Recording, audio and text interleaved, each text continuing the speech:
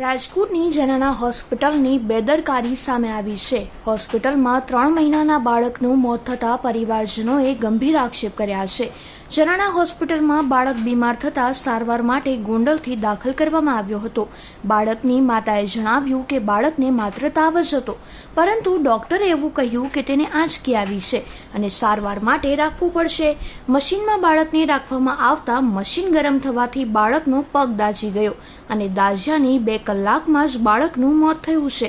2 દીકરીઓ બાદ મન્નત માંગી આવેલા દીકરાના મોતથી પરિવારમાં શોક છવાઈ ગયો છે। મારું નામ રેશમા એજાદ કાઠોડિયા છે। હું ગોંડલ સિનેયા સિવિલમાં મારા છોકરાને જનાનામાં લઈને આવી હતી કાલે, પણ મારો છોકરો અત્યારે ઓફ થઈ ગયો છે। એને કાંઈ તો વાંધો નહોતો, એને ખાલી તાવ આવ્યો ને ડૉક્ટરે એમ કીધું આંચકી છે। મારા છોકરાને આંચકી તો એ કશું નથી। આજ સવારે રમતો તો 9 વાગે મારા છોકરાને આંચકી આવી, ઓક્સિજનમાં રાખ્યો ને એને પગ એનો દજાવી દીધો છે।